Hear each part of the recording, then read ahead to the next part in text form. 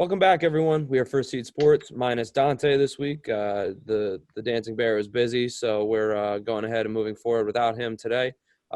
Maybe he'll throw in some input on Twitter over the week, but we have our starts and sits of the week. It is Week 7 edition. Last week was I might go out of my way to say, a little bit of a weird week in the NFL. There were a lot of blowouts. It felt like there were some guys who weren't performing up to par on what we expected. So we're just going to put last week behind us. We're going to move ahead to this week. And we're going to look at our starts and sits for Week 7. So let's get underway here. Kyle, who is your start of the week? So I'm going to reach a little deep into the bag this week, and I'm going to say my start of the week is J.D. McKissic, one of the running backs for the Washington football team. Last week against the Giants, he was actually the lead back in that backfield in terms of snap percentage. So he was actually on the field the most. Which is weird because Antonio Gibson was performing pretty well. But in the past 3 weeks, he's gotten at least 6 targets and at least 6 receptions, which is a solid floor. I think the least he's had since week 3 in fantasy points was 8, which is not bad, especially if you're looking at a flex. Maybe you're down on luck with injuries or bye weeks this week. He's not a bad option to throw in at flex or even at RB2. But he faces a Cowboys defense that just gave Kenyon Drake his first 20-point game. And if that's possible, I'm buying. Yes, sir. J.D. McKissic, man. I got him this week as a flex option. It's getting rough for my team, currently 1-5. So looking for the best possible flex. And his passing game volume is insane. He's kind of been matching Gibson every week with the targets, but he out-receives him almost every single week, and that alone in PPR makes him viable, and especially against my Cowboys, man. I don't even want to talk about it, but definitely a great option this week. Yeah, I'm just going to pile on to what you guys have already said. I think his receiving output is what's giving him such a nice floor right now. Kyle touched on it. His last 3 weeks, he's had a total of 19 targets combined, which is pretty spectacular for the running back position, especially. We're seeing guys, top end receivers, who aren't even receiving that much work in the passing game. So I think that gives him a really nice solid floor. Even if you just give him an average of 5 yards per catch, that's still going to get you, 6 receptions and about 30 yards, which is going to be 9-10 points in PPR, and that's something you're going to be happy with every single week, especially in your flex or as an RB2. So, Kyle, I really like the pick there. Okay, moving forward, Mike, who is your start of the week? So this week I got Devin Singletary as my start of the week. Another guy that in most teams and most leagues, he's going to be a solid RB2, probably a guy that you have to play. But for anybody in those 10-team leagues, man, in those deeper leagues or thinner leagues, I shall say, definitely get him in the lineup this week. He's playing the New York Jets, who have given up the 6th most points to running backs in fantasy football. And they just gave up 91 yards to Myles Gaskin last week in a blowout, 21-0, I believe. So the Bills, I think, playing KC and Tennessee in their past 2 games had really rough matchups where they kind of had to abandon the run a little bit. So I think that just with the good matchup this week and going off of what they gave up last week, I think he's a must-play this week. Definitely as an RB2, maybe a floor at around 20-something points this week. Yeah, I think going into the season, my fear with Singletary was the drafting of Zach Moss to that offense. But as we've seen, I think Singletary is still that main guy in that backfield. Last week, I know it was a blowout, but Singletary was on the field for 75% of snaps. And that's kind of what you look for in a back. He didn't perform as much or as well as we would have liked, but it wasn't a blowout, so they kind of had to abandon the run. But against a team where I expect the Bills to be not in a competitive disadvantage at all, I see them kind of hitting the run a little bit early and Singletary to have a really good week. I'm actually going to kind of hop on the other side of the script a little bit. I think that I am actually worried about Zach Moss. Coming back last week was his first week back from injury. He took a couple weeks off. to get himself right. And you could see he was still a little rusty last week, still kind of shaking some of that off. So I am a little bit worried or apprehensive that he is going to dig a little bit into Singletary's work this week. Not only that, Josh Allen's a rushing threat as well. But with that being said, as Kyle mentioned, his snap percentages are trending in the right direction. Prior to Singletary getting banged up a little bit, his snap percentages were 89% back-to-back weeks. And in those weeks in PPR, he saw 16 points and 18 points. But then it dropped down to 64% snap percentage, and then 75, like Kyle mentioned. So if he's working himself back up to that 85 to 90% snap percentage, I think that's exactly where you're looking for him and looking to start him. And I think against a weak Jets defense that the Bills should jump out on. I think that's a great spot to look for him to put up some points. But Zach Moss does worry me a little bit, just because he's a rookie that I think they're going to try to get some touches to. So, but overall, I do like that pick, Mike. Okay, so let's move on. I have my start of the week, and this is kind of a chip shot. I'm not going to lie here. I went with Kenny Golladay. Recently, Kenny G has been pretty fantastic, to the tune of sorry, I lost the stats. Sorry about that. To the tune of over 10, over 14 points in all three of the games he's appeared in. He had a touchdown in his first two games, which really kind of gave him an additional boost. He finished with 17, 16, and then this past week he put up 14, which kind of felt like a little bit of a letdown, but he did eclipse that 105 or that 100-yard mark, which was a good thing to see out of him. So I think we're seeing positive things out of the Lions, and they're finally starting to kind of mesh again. It's just a matter of time, I think, until we see that breakout that we saw last year from their offense. But on the other side of the ball, they are playing a very, very weak Falcons team that is actually 30th in passing defense. And just last week, Justin Jefferson went for 9 catches, 166 yards, and 2 touchdowns. And Golladay is a big, freakish, athletic receiver, kind of a different breed than Justin Jefferson. But if a rookie can do that to the Falcons defense, I hate to see what Golladay can do. Actually, I'd love to see what Golladay can do. So I'm looking for a big week out of him.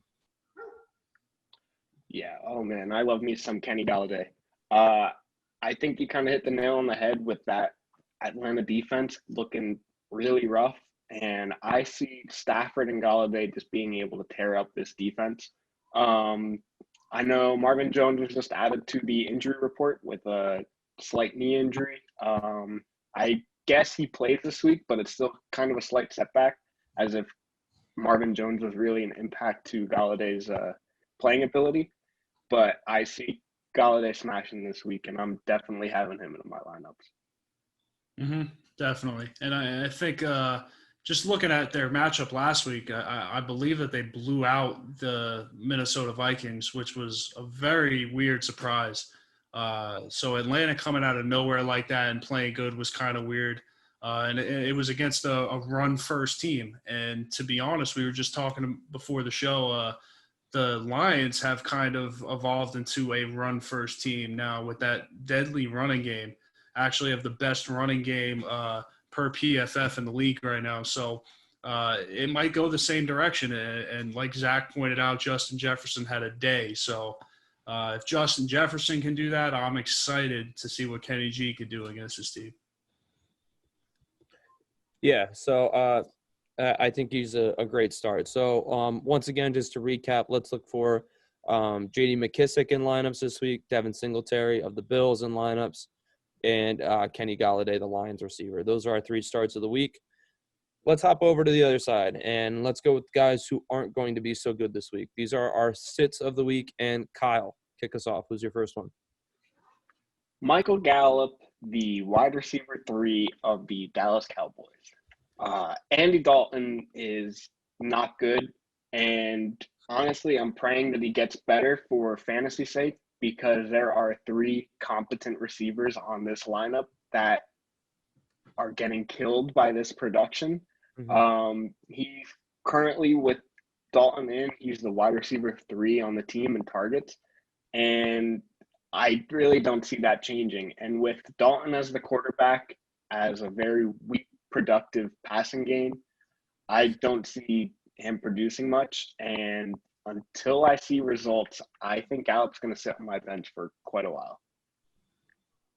Yeah, as a Cowboy fan, I mean, I can't even say it better. It's been an ugly past few weeks with the injury to Dak, man, and then even in that Dallas Giants game when Dak did go down, Dalton did look good throwing the ball to Michael Gallup. He had a few deep balls and everything was looking good. And then Arizona Cardinals come to town in Dallas and 38-10, man. So what are you going to do? I mean, Dalton really did not look good. He doesn't look like he's the answer for this team. We were talking about some possible substitutions or pickups or trades that Dallas could do to probably fix that. But until that happens, I am fading every single Cowboys wide receiver and especially Gallup being the least productive out of the three. I definitely would not play him this week. Yeah, it's kind of seemed as though Gallup has been slowly falling his way down, even behind CD. For a while, it looked like maybe even Dalton Schultz was hopping ahead of Gallup. But Gallup has showed us that he's an incredible receiver. That drive against I believe the Giants at the end of the game where he made two incredible catches, just shows us that guy needs to kind of get out on his own where he's not a third option. But in terms of this week, I agree with both of you guys. I think that Andy Dalton is really hindering the performance of these Cowboys receivers. I have Amari Cooper on my fantasy team, and if it weren't for a garbage time touchdown this past week, he would have had a terrible week. And I think that just goes to show that this offense is a little broken right now. It's kind of falling apart at its core for Dallas with there being turmoil in the locker room and them not trusting the coaching staff. So overall, I think it's just a situation I want to avoid. So, all right, Mike, who is your sit of the week?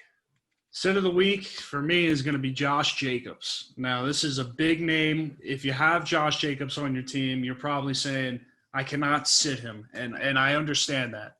However, the same people said the same thing about Aaron Jones last week, and without that touchdown, Aaron Jones has below 5 PPR fantasy points. So I don't want to compare what happened last week to this week, but the Green Bay Packers are one of the favorites to win the NFC, and they got shut out by the Buccaneers. So I think that the Packers get better. I don't think it's an issue. But the Raiders play in Tampa Bay. I don't see Josh Jacobs having a big day, and if he does, it would have to come through the passing game, and Josh Jacobs just hasn't been involved this year in the passing game as much as fantasy owners would hope he would be. So without that passing game production, I would not play Josh Jacobs this week. If you have a lot of depth on your team, look elsewhere. It's so hard to say that this first or early second round draft pick is a sit. And I don't think any teams that I have him on, I don't think I would even question benching him. He's going to be in my lineup, but I think it's hard to expect a huge game out of him. I'm looking at his fantasy points this season, and the two that stand out are 35 against Carolina week 1 and then 22 against Kansas City before the bye in week 5. But Carolina is the second worst defense for rushing defense, and Kansas City is 21st. So they're very bad rush defenses. But Buffalo, where he had 10 points, New England, where he had 9, and then 13 against New Orleans, those 3 teams are in the top 10 of rushing defenses. So with Tampa Bay being number 1, I think it's kind of hard to expect a very good game out of him. I mean, if you're in a huge, widely depth team and you have the ability to sit Josh Jacobs, you could, but I don't think I could sit him, but I'm not expecting a big week out of him. Right. Yeah, and it's going to be tricky going third here because I'm probably just going to repeat a lot of the things that you guys have already said. But against the more stringent defenses that he's seen in New England and Buffalo, he really didn't do much. You're going to be disappointed with your first round pick only giving you 10 fantasy points. And I think against a very tough Tampa Bay defense, led by Shaq Barrett and Devin White, and even last week we saw a resurgence of Ndamukong Suh. And that was a shock to me. I was like, wow, I completely forgot he was down there. But when you think about that line that's got JPP, it's got Ndamukong Suh. They just made a signing. I'm not going to remember off the top of my head who they just signed, but it was a big defensive tackle to replace Vita Vea. And Shaq Barrett, like I mentioned, that's an incredible front four, and he's going to have a really tough time running against that front four, I think. And pair that with, like I said, Devin White, who's just been insane recently. That's a tough mountain to climb. So, okay. And I will finish this off here. We have my sit of the week, which is actually going to be James Robinson, the surprise running back from the Jacksonville Jaguars. He's had a very, very nice season so far. I don't think anyone really expected him to be a top-end running back this season, especially given the circumstances coming into the season. He was looked at as he wasn't looked at as anyone. He was I believe an undrafted free agent, if not maybe a seventh rounder from Illinois State, and we didn't expect him to be the now number 7 running back in PPR. That's kind of insane to even think about, because it was going to be Leonard Fournette. It was going to be Raquel Armstead. I've seen Mike has put out a couple APBs on Raquel Armstead's location recently. So he's had COVID for like at least 7 months now. But we hope he gets better, obviously. We're just poking a little fun. But James Robinson is my sit here because he has been trending in a negative direction. He's been kind of downhill. He started off the season very hot with 10, then 21, then 30, but he's been coming back down to earth with a 14 performance, a 10, and then a 15 performance. And not to mention, he's also playing a Los Angeles Chargers defense that is actually the 9th best rush defense. So, and I think one other concerning statistic is that his yards per carry has also begun to go down over that time as well. In his big games against Tennessee and against Miami, he was well over 4 yards per carry, even in his game against Cincinnati. But in his last 2 games against Houston and Detroit, he's been down to 3.7 yards per carry and then 2.4 respectively. So that I don't know whether that speaks to his line. I don't know whether that speaks to people figuring out his defense, but I don't like the direction he's trending in. If I had to blame James Robinson's production or lack of production lately on anything, it's probably Jacksonville kind of falling behind in all these games and kind of having to pass the ball a lot more. After that huge explosion week 3 against Miami, where he had 30 points, his production has just kind of dropped. He went up the next week to 76% snap share and then just down to 58 and then 56. And against a rougher rush defense, it doesn't look promising for him. I mean, really, if I'm holding on to James Robinson, I'm probably looking for people looking to buy him at this point. I think Jacksonville finds themselves in rougher situations where they're playing tougher teams now and they're passing the ball a lot more. And Chris Thompson is getting a lot more involved in that passing game. Things are not looking great for James Robinson, but they're not looking awful, to be fair, though. Right. And would you guys know, I'm not quite sure on this. I believe it's Chris Thompson digging into his work there. Is that what's happening a little bit? Yeah, I personally am a Chris Thompson owner, and I've been waiting for, the right week to kind of unleash him. And his receptions have been trending in the right direction. He's starting to get a little more involved in the passing game. He's never going to really be a rushing threat in that backfield, but his snap count has been increasing. He's been up over 40% actually as of late. Yeah, that's what I figured. I mean, with Raquel Armstead playing, where's Waldo?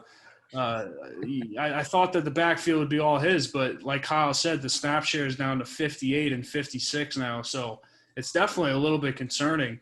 And just falling behind in these games, the only thing that's been going up for him is his targets and receptions in these games. And it seems like the past few weeks he's barely put up around 10 to 15 points, and I think more than half of that is coming from, in PPR, his receptions. So maybe the fact that they're playing better teams is a good thing for him. For instance, his past 3 games were Cincinnati, Houston, and Detroit, and he put up 14, 10, and 15. And I think we could all agree that the Chargers, out of the three teams I just mentioned, is the better team out of those four teams. So maybe his receiving numbers go up this week, and that might save his day again and get him a solid 10 points. But nothing crazy there. Question for you guys. We have two sits at running back, two running backs that are in the top 10 PPR, I believe. Who would you rather play this week if you had James Robinson and Josh Jacobs on your team? Kyle, I'll give you this one to start.